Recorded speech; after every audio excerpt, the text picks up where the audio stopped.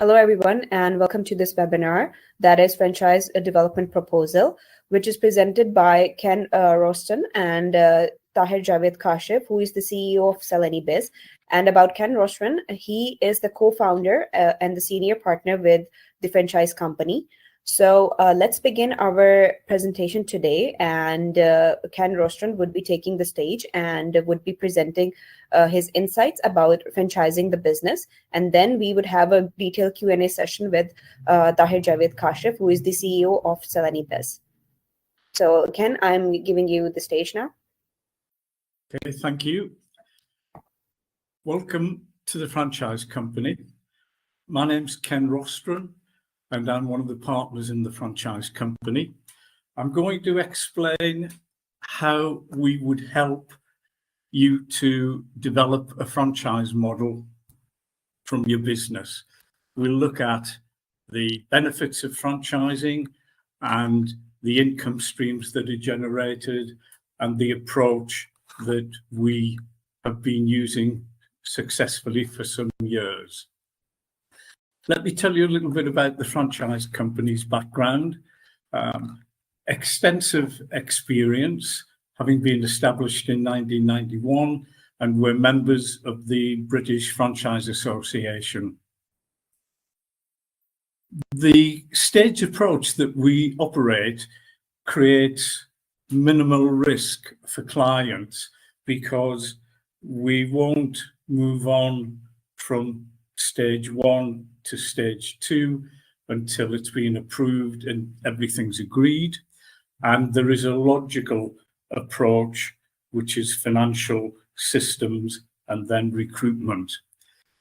We like to get hands-on with our clients' projects and for a while would become part of your management team. So far as connections are concerned, we do have connections with accountants and lawyers that we will develop, and that will benefit clients. Recruitment experience, we've helped on numerous development projects and brought on over 400 franchisees for clients over the years, and we've developed a wide range of franchise models, retail, children's activities, food, quite a lot. And we'll be sharing that experience now with the team in Dubai and with Tahir. We always try to make sure that our fees represent good value, and that certainly will continue in the cooperation we have with Tahir in Dubai. So the benefits of franchising your business: increased brand coverage and value, because as the franchise network develops, the brand awareness increases, and alongside that, so does the sales, and also not just the sales of the product and service, but also the sales of the franchise. There is an increased capital value for the franchisor and the franchisee. The franchisor's value is generated by developing the network, because each franchise agreement is worth a significant amount of money, and the franchisee in turn benefits from that group brand. There's a saying with franchising that you're in business for yourself, not by yourself, and therefore there is a value for the franchisee. Since the franchisees fund the startup, then that reduces the capital investment needed usually from the franchisor, and the franchisees are responsible for the day-to-day operation, delivering the product or service, dealing with staff, all of those sort of things, promoting the service or product range is another area that the franchisee will be responsible for. So they're your representative and they present your brand. So a well-constructed and managed franchise operation would usually be more efficient and more valuable than a company-owned operation. This is just demonstrating the stages of franchise development. To begin with, we want to prove the viability, which we do via a business review document. We then look to design the franchise model, which is the financial modeling for the franchisee and the franchisor. We then move on to complete the key tasks and documents that you need to manage and monitor the franchise network. The key documents are the operating manual and the franchise agreement. But there are other supporting systems and documents that we'll come on to. We would then want to pilot the franchise to test the training, to test the launch, and just to make sure that the recruitment process, which is another important element, is working satisfactorily and bringing on board the right profile of franchisee. And once that's been proven, which usually can be done after 3 or 4 franchisees have been recruited, you can then expand at a far faster pace. So the project objectives: to develop a commercially attractive franchise model, which also must represent a good investment for the franchisee, which is where the financial modeling at the start that I mentioned earlier comes in. So we want to produce a financial model that demonstrates the viability and the attractiveness of the proposition and the franchise model. And we want to look at the recruitment methods, the way that the franchise network would be supported in the beginning when the franchisee first starts, and then ongoing.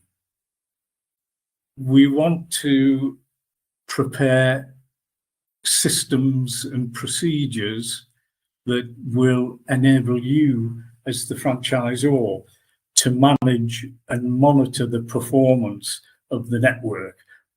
That's often done through the systems and the accounting, so that the franchisor is receiving consistent information on the key performance indicators on a regular basis from franchisees. And if they're all using the same system, the comparisons can be very valuable to both the franchisor and the franchisee. We want to assist with launching the franchise opportunity into the marketplace and helping with the recruitment process to ensure that we recruit the profile of franchisee that we're looking for. Return on your investment, clearly important. So it mentions here in the slide that it's cost neutral, because every franchisee will pay a franchise package fee to the franchisor, and that franchise package fee will include a surplus, a contribution, for want of a better description, toward the franchisor's initial investment in the consultancy and the legal and any other costs to set up the franchise opportunity. The trademark registration would spring to mind. That surplus is something that we will work with you on and agree and discuss, but that surplus after 3 or 4 franchisees will usually cover the entire cost, the investment that you've made, as I mentioned a moment ago, in the consultancy, legal, and possibly intellectual property side. The ongoing income streams are the most important, and they also represent a great degree of the value as the network moves on, and the franchise brand takes on a far greater value. So there's usually a management fee and a marketing fee. There can be a percentage or a fixed fee. It can be a mixture of both. There can also be digital support fee, an admin fee, all modest but nonetheless regular income. And then the other common, especially with some of the retail and the food franchise, are ongoing supply of goods and services to the franchisee by the franchisor, either directly or as a nominated supplier. So the franchise modelling. Once we've got the initial business information that I mentioned, which comes from the business review document, we really can begin to put the franchise model together. We would start with the package that I mentioned a moment ago, the startup package that the franchisor provides to every franchisee. It would include, for example, induction training, territory, launch. There's usually a launch cost to promoting and launching the franchise when it first opens, and the franchisor needs to be in control of that. There is various other elements of the startup package that will relate specifically to your franchise model and which we will create. Having identified the products and services that need to be provided to new franchisees, we would then go on to look at the other assets that they would need to buy, maybe acquisition of premises, equipment, so that we come to a total investment figure that the franchisee will have to invest to replicate your franchise model. We would then move on to prepare a 2 or 3 year forecast of the performance of the business. So what would the sales performance look like? What would the various products generate, so that we can identify how the franchisee would get their investment back over a 2 to 3 year period. And we prepare operating forecasts that show income and expenditure, and would, as I've said, provide the franchisee with an indication of when they would get their investment back and when they would break even. Those financial forecasts are a very important exercise. And along with it, we'd establish the primary role, responsibility and obligations of both the franchisee and the franchisor. We'd look at the criteria for territories, and that would give us the franchise model that we were going to promote and launch into the marketplace. And then we would move on to the other tasks and documents. The franchise agreement I mentioned is one of the important documents. The franchise agreement and the operating manual work very, very much together.